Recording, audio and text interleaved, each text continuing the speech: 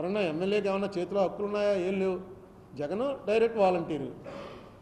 ఆ వాలంటీర్కి టికెట్లు ఇచ్చేస్తే అది వేరే విషయం. వాలంటీర్లుగా ఇస్తున్నాం టికెట్లు అంటే. పార్టీ కార్యకర్తలు పార్టీ ఇది వ్యవహారం లేదు, ముందు నుంచి లేదు జగన్కి. లేకపోయినా ఎలక్షన్ నెగ్గాడు. ఫస్ట్ ఎలక్షన్ 14 ఆల్మోస్ట్ నెగ్గేశాడు, 19 నెగ్గాడు. అందుకని చేసేది నా ఐడియా అయితే మాత్రం డెఫినెట్గా చాలా ట్యాక్ట్ఫుల్గా చేయాలి దీన్ని. ఏం చేస్తున్నారో నాకు తెలియదు, కానీ టిక్కెట్లు మార్చడం అనే ప్రక్రియ మాత్రం, టిక్కెట్లు మార్చకపోతే కేసీఆర్ ఓడిపోయాడు, టిక్కెట్లు మార్చి ఇక్కడ ఓడిపోయాడు అన్నది రాకూడదు. దాన్ని జాగ్రత్తగా వాళ్ళు చేసుకోవాలి. సహజంగా జరుగుతుంటాయి టికెట్లు మార్చడం. మాకు ఏసీవీ రెడ్డి గారికి మార్చేసి నాకు ఇచ్చారు టికెట్. ఏమైంది? ఓడిపోయాను. ఆయనే ఓడించేశారు. ఆయన ట్యాక్ట్ఫుల్గా పిలిచి చెప్పి, బాబు నీకు ఇంకోటి ఇస్తాం పోస్టు, ఈసారి ఇతను ఇచ్చాయి, ఇవి కారణాలు అని ఏమన్నా చెప్పుంటే నిలబడినేమో. చెప్పడానికి ఎవరు లేరు ఏసీవీ రెడ్డి గారికి ఆ రోజులో. అంతే, అదే జరుగుతుంది.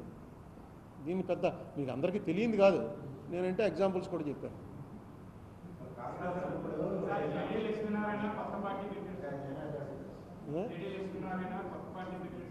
అవును,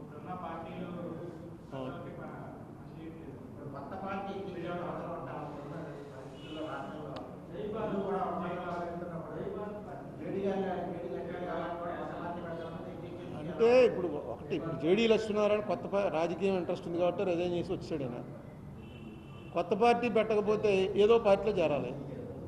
ఏదో పార్టీలో చేరిన తర్వాత ఏముంటుంది? ఏముండదు. కొత్త పార్టీకి ఏమి ఉండకపోవచ్చు, అది వేరే విషయం. కానీ ఏదో ఒక పార్టీలో చేరిన తర్వాత ఆయన గ్రాఫ్ ఏమి ఉండదు అసలు. Next IPS officer, corruption charges లేవు, 10 ఏళ్ళు సర్వీస్ ఉండగానే వచ్చేసినట్టున్నాడు. 10 ఏళ్ళలో 8 ఏళ్ళలో సర్వీస్ ఉండగానే వచ్చాడు ఆయన. అక్కడ మహారాష్ట్రలో కానీ ఇక్కడ కానీ ఎక్కడైనా సరే అతను ఒక మంచి, ఇంతకుముందు జయప్రకాష్ నారాయణ గారు పెట్టారు, ఆయన కూడా అంతే. ఆయన మీద నో కరప్షన్ ఛార్జెస్, మంచి ఆఫీసర్గా మనకి ఇక్కడ కలెక్టర్ చేశాడు ఆయన, మీకు తెలుసుగా. మంచి ఆఫీసర్గా పేరు. ఆయన ఒక పార్టీ పెట్టాడు. పార్టీ అంటే ముందు ఒక చిన్న సోషల్ ఆర్గనైజేషన్ పెట్టి పార్టీ కింద కన్వర్ట్ చేశాడు. ఆయన నెగ్గలిగాడు ఒక ఎలక్షన్. సరే, ఈయన కూడా అలాగవుతుందో. ఇప్పుడు కేజ్రీవాల్ వచ్చాడు. కేజ్రీవాల్ అన్ఎక్స్పెక్టెడ్ అనమాట.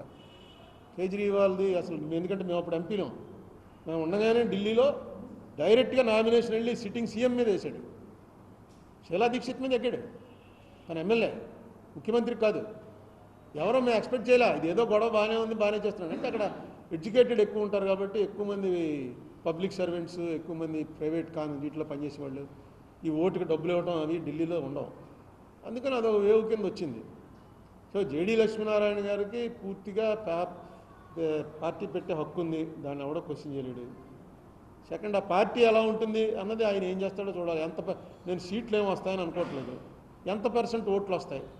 డెఫినెట్గా ఆ ఓట్ల మీద ఆధారపడి ఈ రాజకీయంలో, చిత్రపటంలో కొంత అవేర్నెస్ స్టార్ట్ అవుతుంది అన్ని పార్టీల్లో. ఇప్పుడు చంద్రబాబు నాయుడు గారు కానీ జగన్మోహన్ రెడ్డి గారు కానీ ఆనెస్ట్ గవర్నమెంట్లో నడపలేక కాదు, నడపడం వల్ల ప్రయోజనం లేదు, అందుకు నడపట్లేదు. ఇప్పుడు సేమ్ ఇవే పార్టీలు కేరళలో కాంగ్రెస్ వాళ్ళు చాలా ఆనెస్ట్ అందరూ. మీకు అనేక సార్లు చెప్పాను, ఉమెన్ చాందీ అనే చీఫ్ మినిస్టర్ మీద 60 లక్షల రూపాయల ఎలిగేషన్ వస్తే ఫైరింగ్ అయ్యి చచ్చిపోయి ఆయన పదవి దిగిపోయే పరిస్థితి వచ్చింది సీఎంకి. Most honest. ఇంకా అందరిని చూస్తేనే మనం ఇలా కూడా ఉంటారా పొలిటీషియన్స్ అనుకుంటాం. చేతిలో గుడ్డ సంచి పట్టుకుని తిరుగుతాడు.